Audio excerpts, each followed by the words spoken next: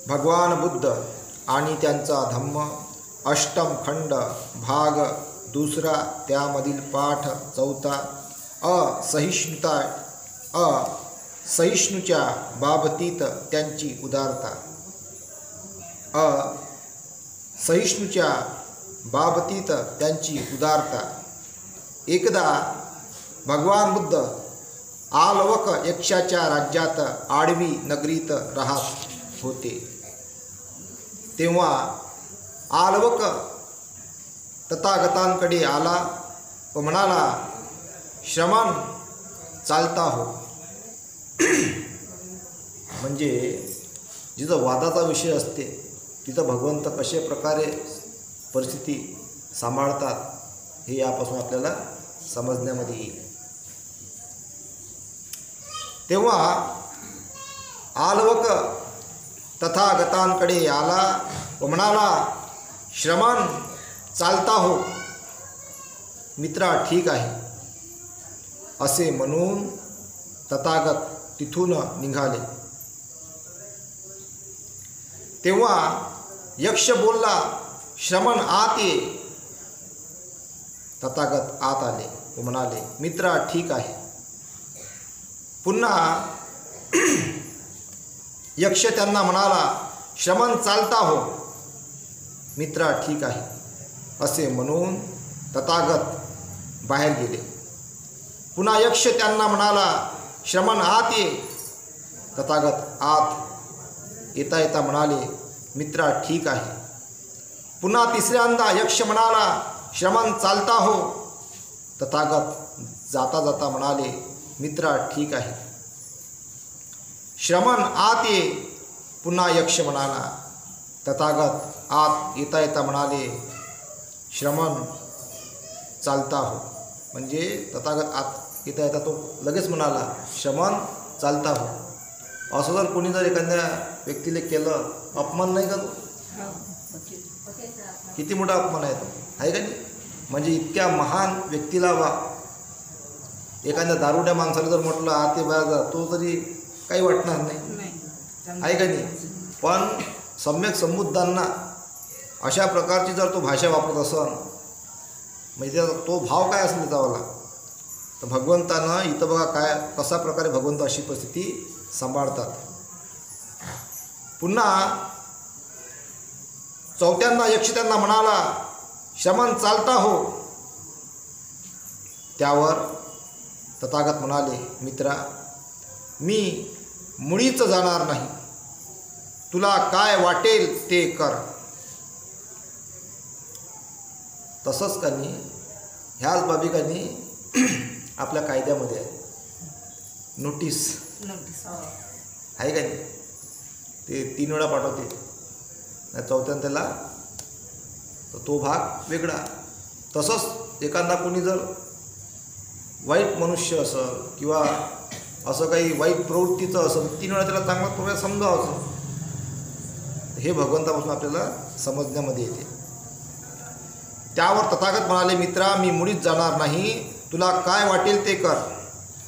यक्ष रागावून म्हणाला, यक्ष तुम्हाला का नाही लेण्यामध्ये पाहिले भेटत. लेण्या आहेत ना भगवंताच्या, त्या लेण्यामध्ये का नाही जे पहाडामध्ये यक्षाची कोरलेली दगडामध्ये हां.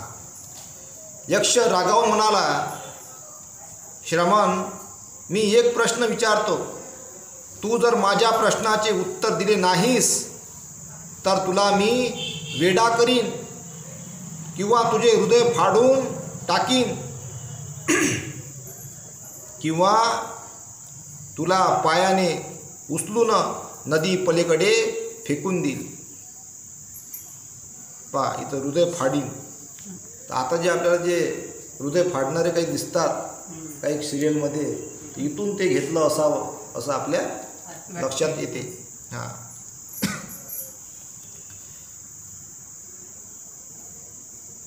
ह्या जगात म्हटलं गेलेलं आहे, मी वेडा करीन किंवा तुझे हृदय फाडून टाकीन किंवा तुला पायाने उचलून नदी पलीकडे फेकून देईल, असा यक्ष म्हणाला रागाने.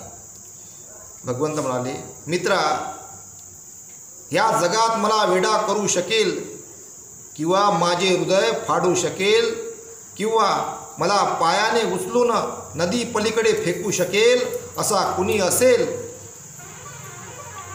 असा दिसत नाही. असा कुणी असेल बा असा दिसत नाही. तरी पण तुला काय प्रश्न विचारायचा असेल तो विचार. तरी पण तुला काय प्रश्न विचारायचा असेल तो विचार.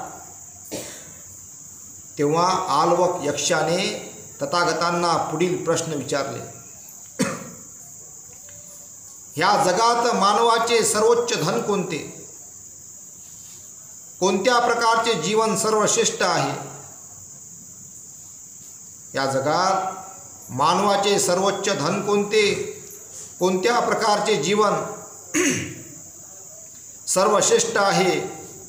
तथागतांनी उत्तर दिले, श्रद्धा हे सर्वोच्च धन आहे.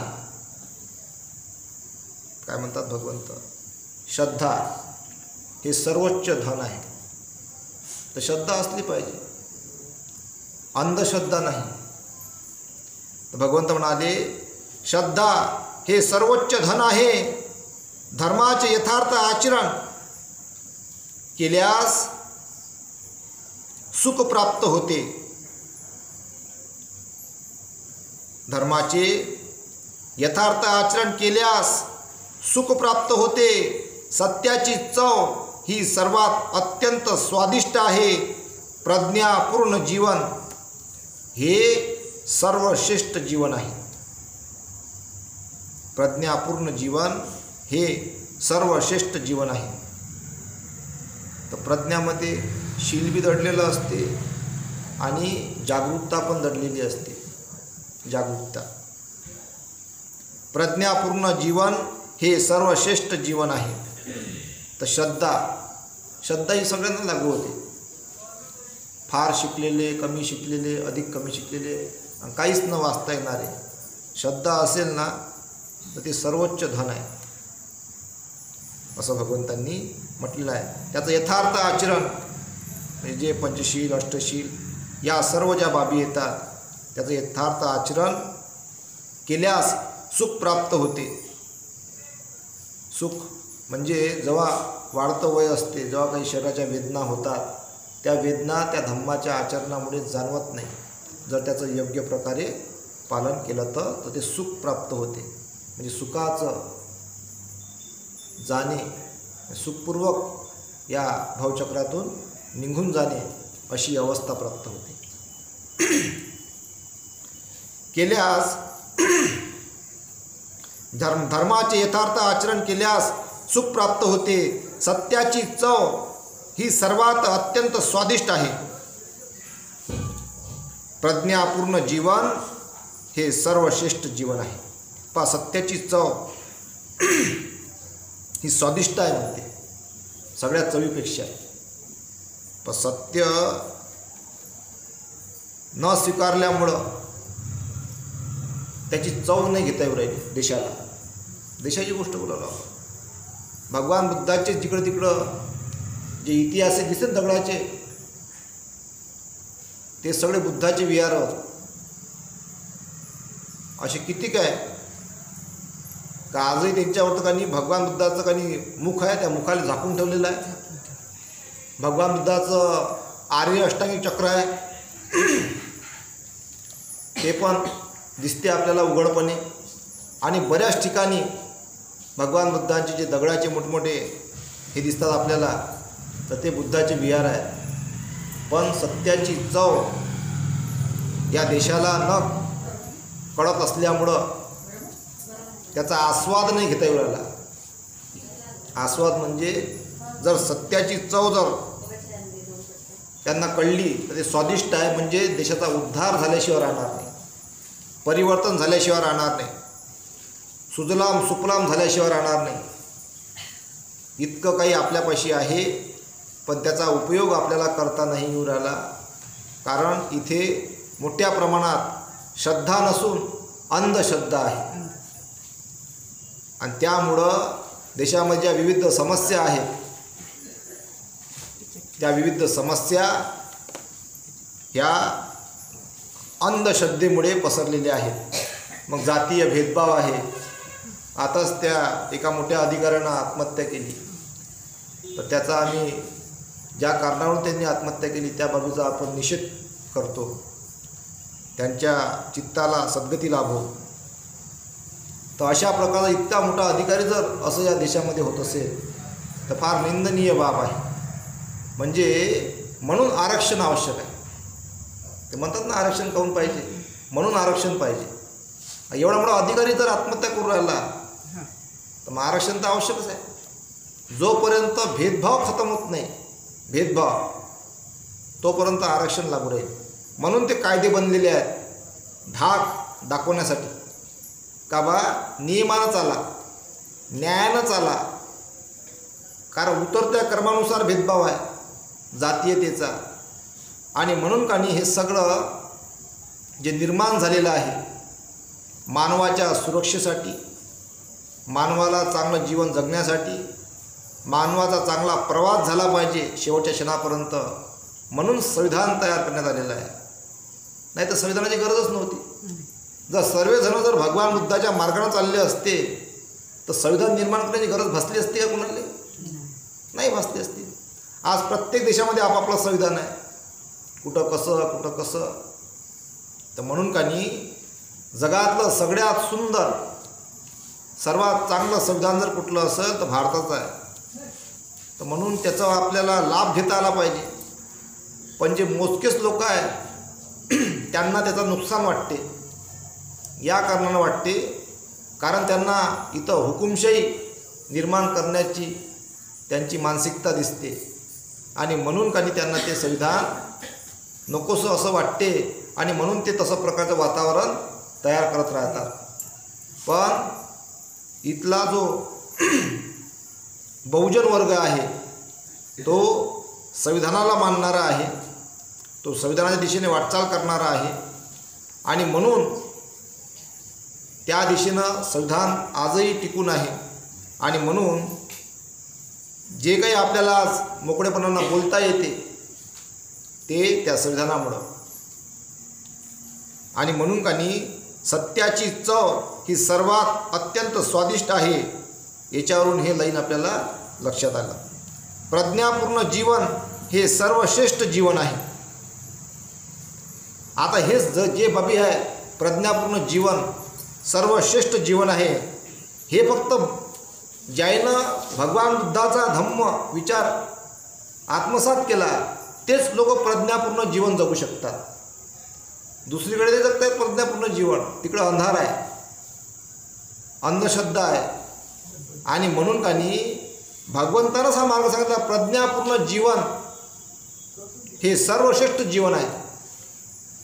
आणि ज्या दिवशी या देशामध्ये 50% वर लोक जेव्हा प्रज्ञापूर्ण जीवन जगतील त्या दिवशी फार मोठी महासत्ता या देशामध्ये निर्माण होईल. एक सुंदर वातावरण तयार होईल. प्रज्ञापूर्ण जीवन म्हणा, प्रज्ञापूर्ण जीवन जर या देशामध्ये 50% वर लोक जगतील त्या दिवशी या देशामध्ये फार सुंदर वातावरण निर्माण होईल, सुजलाम सुफलाम. पण प्रज्ञापूर्ण जीवन त्या प्रमाणात तेवढी संख्या नसल्यामुळं तर आपल्याला हे थोड्याफार बाबी जाणवतात. म्हणून तथागतांनी उत्तर दिले, श्रद्धा हे सर्वोच्च धन आहे. धर्माचे यथार्थ आचरण केल्यास सुख प्राप्त होते. सत्याची चव ही सर्वात अत्यंत स्वादिष्ट आहे. प्रज्ञापूर्ण जीवन हे सर्वश्रेष्ठ जीवन आहे. आल्वकाने मग विचारले, मानवाला पुनर्जन्म कसा ओलांडता येतो? मानव भव सागर कसा ओलांडतो? मानव दुःख कसे जिंकू शकतो?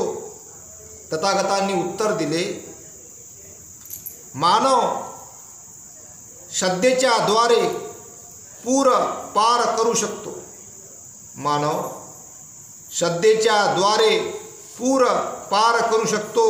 मानव दक्षतेने सागर ओलांडू शकतो.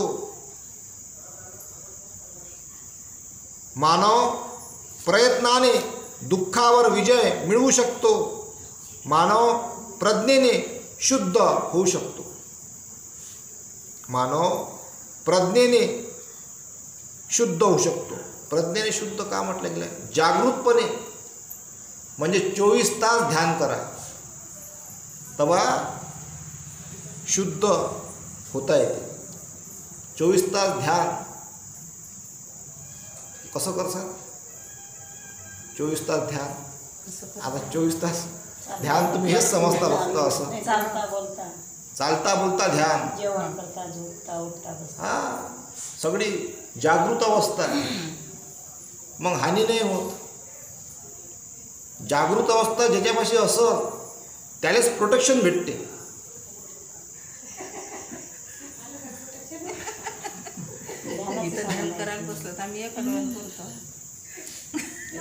जागृत अवस्था लय महत्वाची आहे. एक डोळ्याला आला तर बस झालं.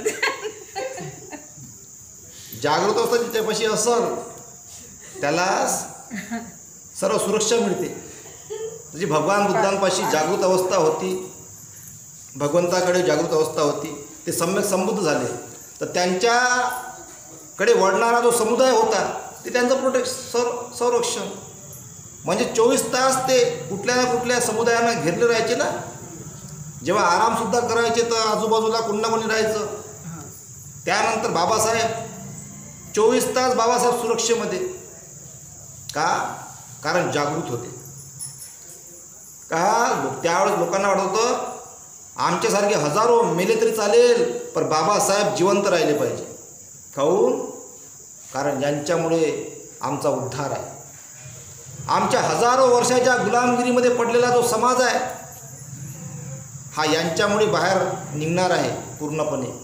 आणि म्हणून त्यावेळेचे जे समुदाय होता, जे बटालियन होत्या बाबासाहेबांच्या रक्षणासाठी, संत सैनिक दल आणि सगळे जे त्यावेळेचे बाबासाहेबांना मानणारे अनुयायी होते ते त्यांची 24 तास सुरक्षा प्रदान करत होते. कशामुळं? कारण बाबासाहेब हे प्रज्ञावान होते, प्रकांड पंडित होते, शुद्ध होते. आणि म्हणून त्यावेळेच्या लोकांना वाटलं का आमच्यासारखे बा कितीही, कारण संकटही होते ना त्या काळात, संकटही होते, म्हणून ते 24 तास सुरक्षा प्रदान करत. कारण जीवाला धोका पण होता. म्हणून ते म्हणत आमच्यासारखे बा किती गेले चालेल, पण बाबासाहेब जिवंत राहिले पाहिजे. ही ताकद असते महामानवांची. आणि म्हणून कानी मानव प्रज्ञेने शुद्ध होऊ शकतो. आल्वक यक्षाने विचारले, मानवाला ज्ञान कसे प्राप्त होते? मानवाला धन कसे प्राप्त होते? मानवाला कीर्ती कशी लाभते? मानवाला मित्रप्राप्ती कशी होते? इह लोकातून परलोकात जाताना मानवाला पश्चाताप का होत नाही? तथागतांनी उत्तर दिले, निर्वाणाच्या प्राप्तीसाठी अर्हत तसेच धर्म ह्यावर श्रद्धा ठेवून, निर्वाणाच्या प्राप्तीसाठी अर्हत तसेच धर्म ह्यावर श्रद्धा ठेवून आणि आज्ञा पालन करून दक्ष व तत्पर मनुष्याला ज्ञान प्राप्त करता येते. काय म्हटलं आहे? अर्हत. निर्वाणाच्या प्राप्तीसाठी काय पाहिजे? अर्हतत्व अवस्था पाहिजे. धर्म ह्यावर श्रद्धा ठेवून, धर्म म्हणजे धम्म, धर्माचंच त्याच्यावर धम्मावरून धर्म शब्द जन्माला आलेला आहे. धर्म ह्यावर श्रद्धा ठेवून आणि आज्ञा पालन करून दक्ष व तत्पर मनुष्याला ज्ञान प्राप्त करता येते. जो उचित तेच करतो, जो उचित तेच करतो, जो दृढनिश्चयी असतो, जो जागृत असतो त्यालाच धन प्राप्त होते. जो दान करतो त्यालाच मित्र प्राप्त होतात. ज्या श्रद्धावान उपासकाशी सत्य, सदाचार, सहनशीलता आणि औदार्य असते त्याला मृत्यूनंतर पश्चाताप होत नाही. ज्या श्रद्धावान उपासकाशी सत्य, सदाचार, सहनशीलता आणि औदार्य असते त्याला मृत्यूनंतर पश्चाताप होत नाही. मृत्यूनंतर आता इकडं काही आपण जाऊ नये, तो वेगळा विषय आहे. तो इकडे ये. दुसरे श्रमण ब्राह्मण इथे आहेत, त्यांनाही विचार की सत्य, संयम, दानशीलता आणि सहनशीलता ह्यापेक्षा अधिक उच्च गुण आहेत काय? आल्वक यक्ष म्हणाला, आता दुसऱ्या श्रमण ब्राह्मणांना कशाला विचारायला हवे? दुसऱ्या श्रमण ब्राह्मणांना कशाला विचारायला हवे? आज माझ्या भावी सुखाची मला जाणीव झाली. आज माझ्या भावी सुखाची मला जाणीव झाली. खरोखरच माझे भाग्य म्हणून तथागत आलवीला आले. आज मला समजले की कोणाला दान दिल्याने सर्वाधिक फल प्राप्त होते. आज मला समजले की सर्वाधिक दान दिल्याने सर्वाधिक फल प्राप्त होते. आजपासून तथागत व त्याचा धम्माला वंदन करून एका गावाहून दुसऱ्या गावाला, एका नगराहून दुसऱ्या नगराला मी फिरत जाईन. आजपासून तथागत व त्याच्या धम्माला वंदन करून एका गावाहून दुसऱ्या गावाला, एका नगराहून दुसऱ्या नगराला मी फिरत जाईन. तर असं भगवंतांनी सांगितलं. तर ह्याच्यामध्ये सर्व महत्त्वाचं आहे. जे घेण्याला लायक आहे ते सर्व फार महत्त्वाचं आहे आणि म्हणून आपण ते करावं. त्यानंतर समता आणि समान व्यवहाराचे समर्थन. समता आणि समान व्यवहाराचे समर्थन. तथागतांनी भिक्खू संघासाठी जितके नियम तयार केले होते त्यांचा त्यांनी स्वखुशीने स्वीकार केला होता. स्वखुशीने स्वीकार केला होता व ते आपणालाही बंधनकारक मानले होते. स्वतःलाही त्यांनी ते नियम बंधनकारक मानले होते. आपण संघाचे प्रमुख आहोत आणि आपल्यावरील असीम प्रेमाने आणि आदराने नियम पालनाबाबत आपणास सहज सवलती मिळू शकतील अशी परिस्थिती असतानाही तथागतांनी काही खास सवलती किंवा नियम विमुक्ती हक्काने उपभोगिल्या नाहीत. त्यांनी स्वतःला सवलतीने दिल्या. मी लावा सगळा मी गायले, तुम्ही लावा हे नियम स्वतःला, मी नाही लावू शकत असं भगवंतांनी कधीच केलं नाही. त्यांनी स्वतःलाही तेच नियम लावून धरले, तसे ते जगले. भिक्खू दिवसातून फक्त एकदाच अन्नाशन करतात. हा भिक्खू वर्गासाठी केलेला नियम तथागतांनीही स्वीकृत केला आणि त्याचे पालनही केले. भिक्खूंची काही खाजगी मालमत्ता असता कामा नये हा नियमही तथागतांनी स्वीकृत केला आणि त्याचे पालन केले. भिक्खूंपाशी फक्त 3च चिवरे असली पाहिजेत हा नियमही सर्व भिक्खूप्रमाणे तथागतांनी स्वीकृत केला व त्याचे पालनही केले. एकदा भगवान बुद्ध शाक्य देशात कपिलवस्तूमधील वटवाटिकेत राहत होते. त्यावेळी तथागतांची मावशी प्रजापती गौतमी स्वतः हाताने कातलेली व विणलेली नवीन वस्त्र जोडी घेऊन आली व तिचा स्वीकार करण्याची तिने तथागतांना विनंती केली. तथागतांनी तिला सांगितले, प्रजापती ती संघाला अर्पण कर. भगवंताने स्वतःने घेतलं. ते काय म्हटलं? संघाला अर्पण करवा, म्हणजे ते संघामध्ये मी पण आहे. तिने दुसऱ्यांदा आणि तिसऱ्यांदा पुन्हा तशी विनंती केली आणि तिला तेच उत्तर मिळाले. नंतर आनंदाने आग्रह केला, भगवान, गौतमीने आणलेल्या वस्त्राचा आपण स्वीकार करावा.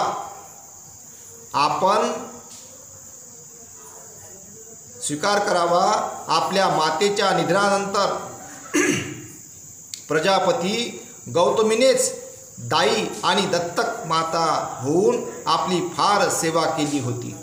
पण वस्त्र संघालाच अर्पण करण्यात यावी हा आपला आग्रह तथागतांनी सोडला नाही. प्रारंभी भिक्खू संघाला असा नियम होता की भिक्खूची वस्त्रे उकिरड्यावर पडलेल्या चिंध्यातूनच तयार करण्यात यावीत. धनिक लोकांना संघाचे सदस्य होण्यापासून परावृत्त करता येईल म्हणून हा नियम केला होता. एकदा जीविकाने नव्या कापडाचे तयार केलेले चिवर स्वीकारण्याचा तथागतांना आग्रह केला. जेव्हा तथागतांनी त्या चिवराचा स्वीकार केला तेव्हा तथागतांनी मूळ नियमात तसा बदल केला आणि भिक्खूंनाही ती सवलत जाहीर केली.